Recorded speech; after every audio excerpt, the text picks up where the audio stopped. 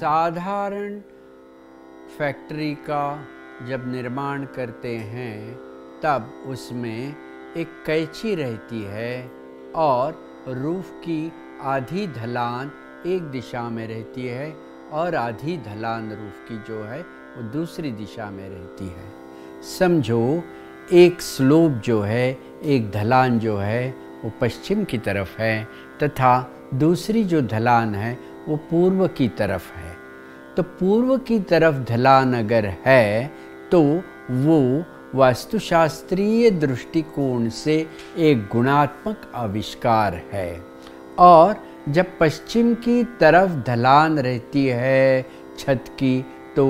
वो एक दोष माना जाता है, क्योंकि ऐसा जो छत रहता है जो बहुत तपता है और जो भी चीज़ तपती है तो उससे जुड़ा हुआ जैव चुंबकीय क्षेत्र बिगड़ जाता है, और जैसे ही जैव चुंबकीय क्षेत्र बिगड़ता है वैसे ही भवन में ऊर्जा क्षेत्रों का मंडलाकार आविष्कार होता नहीं। और ऐसी स्थिति में उस फैक्ट्री में, उस छोटे भी हो लेकिन कारखाने में कोई चीज़ ठीक से घटना का आविष्कार होता नहीं। इसीलिए जब हम रूफ डिज़ाइन करते हैं, किसी भी कारखाने का, फैक्ट्री का छत डिज़ाइन करते हैं, तब जिसको रिच कहते हैं, सेंट्रल जोन जिसको कहते हैं, वही समझो हमने पश्चिम की तरफ शिफ्ट कर दिया तो पश्चिम का जो छत है वो छोटा हो जाएगा और तुलनात्मक दृष्टि से पूर्व का जो स्लोप है, पूर्व दिशा में जो छत की ढलान है वो बड़ी हो जाएगी। मतलब एक छत से जुड़ा हुआ प्रगुण हम बढ़ा रहे हैं और उसी छत में पश्चिम की ढलान के कारण निर्माण होने वाला विगुण कम कर रहे हैं। तो एक ये सिंपल ट्रिक है, एक बहुत ही सीधा साधा तरीका है कि जिसमें ये ट्रस का जो आकार प्रकार हम करते हैं उसमें जो सिंक डायरेक्शन अस्त दिशाएं कहते हैं, उन अस्त दिशाओं की तरफ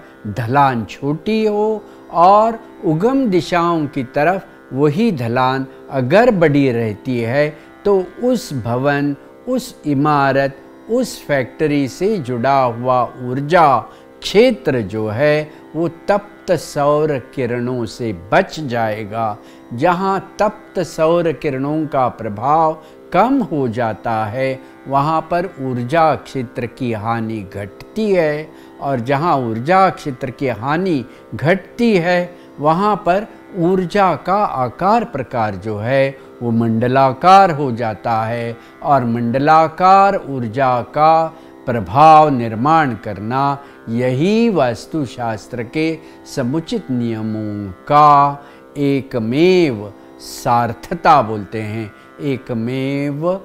विचार इस दिशा में जुड़ा हुआ है। तो इसी के साथ हम देखते हैं कि कोई फैक्ट्री किसी ने बनाई है जिसमें दक्षिण और उत्तर या पूर्व और पश्चिम की तरफ समान ढलान रूफ की है, सेम स्लोप्स पश्चिम और पूर्व की तरफ है। फैक्ट्री ठीक चलती है पहले 5 साल, उसके बाद जगह कम पड़ने लगती है। इसीलिए जब व्यक्ति पश्चिम की तरफ वृद्धि करता है तो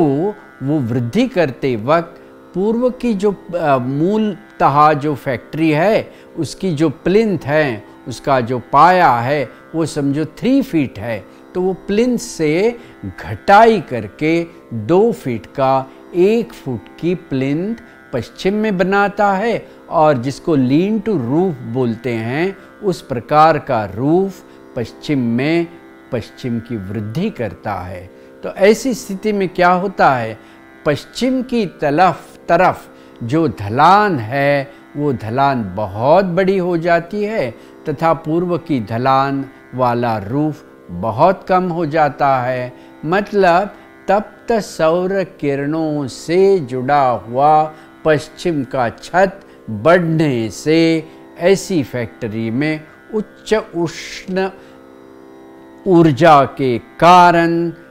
उससे जुड़ा हुआ जैव चुंबकीय क्षेत्र वो बिगड़ जाता है। जैसे ही जैव चुंबकीय क्षेत्र बिगड़ जाता है तो ऊर्जा क्षेत्र की हानि होने से धीरे धीरे धीरे उस फैक्ट्री का प्रोडक्शन कम होता जाता है। खास तौर पर इस प्रकार से पश्चिम की तरफ जो वृद्धि करते हैं तो ऐसी स्थिति में पारंपरिक सूत्र के अनुसार पश्चिम के स्पंदन बढ़ने के कारण पश्चिमे कलहम कुर्यात, इस सूत्र के अनुसार उस फैक्ट्री में अगर भागीदारी है, पार्टनरशिप है, तो दो पार्टनर्स में, दो भागीदारियों में धीरे धीरे कलह और भेद का वातावरण निर्माण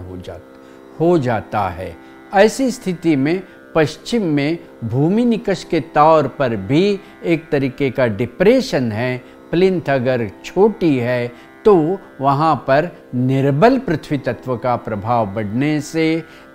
ये अस्त प्रवाहों में बहुत वृद्धि हो जाती है। और जब अस्त प्रवाह बढ़ते हैं तब उस फैक्ट्री के टोटल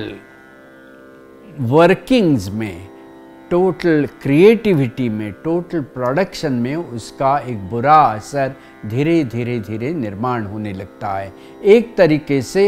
शनि की साढ़े साती बोलते हैं, उस प्रकार से उस फैक्ट्री से शनि का धैया जुड़ जाता है और शनि का स्वभाव ही शनै